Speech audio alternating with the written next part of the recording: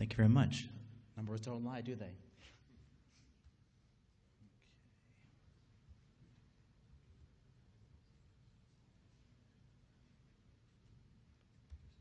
No, they're saying that doesn't work right there.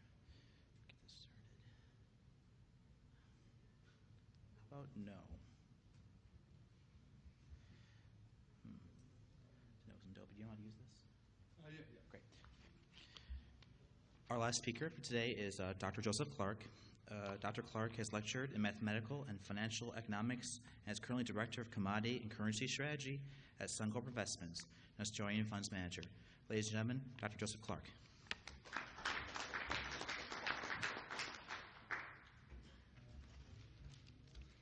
I'm the only one with a presentation, but it's not a PowerPoint.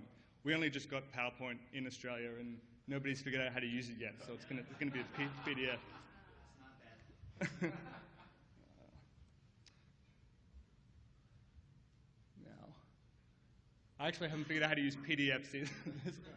There's a way to make them. Maybe that. Climate change is a very, very divisive issue. There are many opinions from the extreme alarmist side to extreme skeptics, some of which have found at this conference. It can get extremely heated.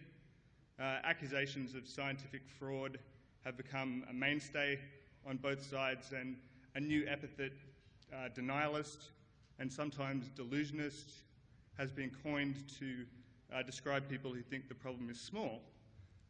For someone in the financial markets, such as myself, this is all very strange. These disputes are ultimately over matters which will, in the passage of time, be solved conclusively, just as will the value of the S&P tomorrow, or the value of oil, or the Dow Jones. If I have a dispute with someone on something which will happen in the future in a financial market, I don't yell at them or call them names. I ask them what their position is, and possibly if they want to enter into some kind of a mutually beneficial trade, if they want to bet on their belief. And that's what I mean when I'm talking about climate markets today.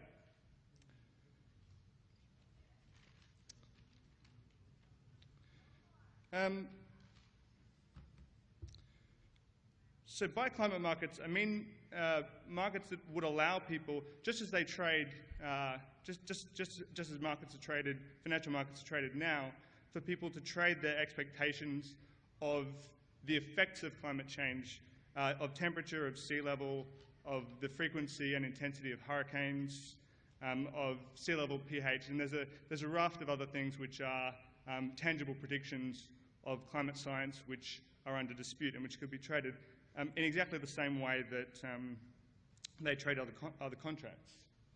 And to make this slightly more explicit, I'll give a little example. This table is a linear interpolation of the average IPCC estimates of sea level increase. And this, let's say that this is a market, and those numbers in millimeters are actually prices. Now, the market predicts, or the current market predicts, that by 2040 there will be 115 millimeters of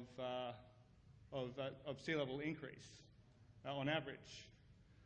Now, let's say I buy that contract. I buy that contract for $1 million notional value. That means that every millimeter in excess of 115.5 by 2040, I get $1 million for. And every millimeter less than 115.5, I lose $1 million. So it's a very simple bet on a tangible outcome which will be determined at some point in the future. I actually made an arithmetic mistake in my example, for which I can only excuse that I'm a statistician and not a mathematician. So it's an approximate answer. If, let's say that we're buying 2040 sea level rises, and it turns out that there's actually 20 centimetres of sea level increase, which is possible, and we've bought that contract, then we'll get 200 millimetres minus 115.5 times a million, so we'll get $84.5 million on the contract. And obviously we could have a larger, if we wanted to have a larger exposure, we could. If we wanted to have a smaller exposure, but the payoff will be just proportional to the difference between the market predicted rate. Now obviously that price will change. Someone might offer 115.4 or 115.6, and the trade would be the market expectation of what the market thinks is going to happen. Got one for temperature swaps, which is much the same. And there's a couple of slightly more complicated derivatives which can be made, which would be very useful, but it probably won't serve much of a purpose for us to go into those. This market, like all markets, would consist of, I should say, it actually does exist to a small extent, but I'll get back to that at the end. It will consist of speculators who look at the market price and say, I think that market price is wrong. And there are no shortage of these people when it comes to things like sea levels and temperature changes and all the predictions of global warming. Climate modelers themselves would probably certainly be outraged if they saw market prices for their predictions, and they could go in there and trade. Opinion writers on both sides, bloggers, economists, most people I've met who have some kind of a very strong opinion on climate change, unlike me. But much more importantly, there are a class of people who would benefit very substantially from these prediction markets, and these are people who have something to lose if there is significant climate change. There are many people who, if the sea level rises or if there's substantial temperature increase, stand to lose a lot of money. And these people would benefit if they believe that this might happen or there's a possibility. They would be able to go into these markets and protect themselves and in effect take out an insurance policy against global warming or the effects of global warming hurting them. Also, on the other side, there are quite a lot of people who stand to benefit from global warming. There's a lot of very, very cold countries in the world and a lot of very inhospitable land. If there's substantial temperature increases, then these countries, these land masses, will become a lot more livable and hence have a much higher value. Now, it's conceivable that the people who own land there would be prepared to enter into the opposite trade with somebody who stands to lose. And they would enter into a mutually beneficial trade where they agree to swap money in the case of global warming, just as one person's land becomes worth less and one person's land becomes worth more. There's also a final group, which I didn't fit on the slide, of insurance companies. Now, there is if people are really scared about global warming, then just as they're scared about their car being broken into or their house setting on fire, they will be prepared to pay a slightly unfair price to the insurance companies. So financial companies will potentially be induced to enter into these markets. And them being there is actually a really good thing, which I'll get to in a second. But that's what I see the market consisting of. Now, the global warming problem, or my sort of version of the global warming problem, has two parts. There's an information problem, which is what will happen and with what likelihoods, and that's the realm of the ICCC and indeed this conference for people to discuss and try to puzzle out the science and puzzle out the facts. Then there's the risk problem. Given that we have some view of what might happen, then we're going to have some kind of risk. How can that risk best be controlled? And to the extent that it can't be controlled, how can it best be allocated? Now, these are the main problems of global warming science, to my mind. Climate markets emphatically provide an answer to the information problem, because every possible, in a large enough market, every possible effect of climate change will be priced to some extent. And instead of having to go through peer-reviewed literature, or we still would do that as well, we will be able to just read off from the newspapers what the markets think sea level will be in 2040. I think that's of immense value. The risk problem part B, how can it best be allocated? Emphatically, it answers that. Because if there's somebody who's extremely worried that they live on the sea and they've been reading global warming websites and they're worried that their house is going to go under, then they can enter into an arrangement where if that does happen, then they'll be compensated to some extent.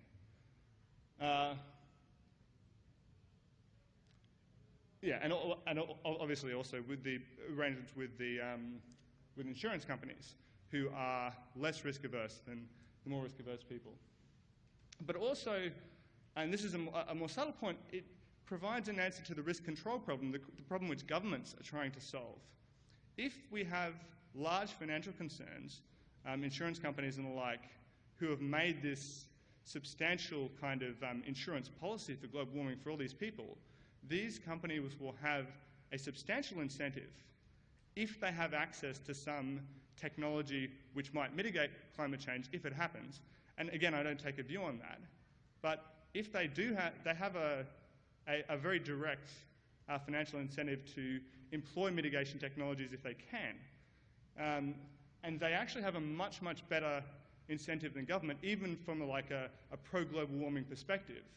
Insurance companies who hold that risk, they have an excellent financial incentive to monitor that risk and to control it. So, insurance, climate change, from a political level, has been sold as an insurance problem. We're told that a bad event may happen in the future, this climate change. There's all sorts of events associated with that, and they'll all be very bad. And if we pay a small premium now in the form of taxes or cap and trade or investing in renewable technologies or funding climate scientists or all these raft of policies which have now been developed, then we will be able to prevent the excesses of that. So just like taking out insurance on your car. And that makes sense to a lot of people, and it's a very, very powerful argument, political argument for the global warming side, because even people who don't see the science as settled will say, yeah, well, I mean, look, we don't know, but just in case, we only have to pay this small amount now, and our minds will be set at rest. Very, very powerful political argument, but I think there's an equally powerful counter-argument. Perhaps there should be insurance, but it's not at all clear that the government is in the best position to provide that insurance for a number of reasons. If the government buys insurance on behalf of its country, or a multi-country agreement provides this insurance in some way, then every person gets the average level of insurance. And obviously that's not optimal. I mean, different individuals have different exposures to climate change. Some people have houses on the sea, some people have them in Iceland, some people have them in the desert. Not everybody, even under extreme sort of scenarios, not everybody stands to be impacted in the same way. And possibly even more importantly, different individuals have different risk and time preferences, which would all determine a different level of optimal insurance against these events. And so in that sense, I think it's a very powerful argument and a powerful rejoinder to this insurance argument which is provided. It's like, well, maybe we do need insurance, but I'm going to go get an insurance policy myself, a very small one or a very large one, and you can do what you like. There's no need for government to intermediate. So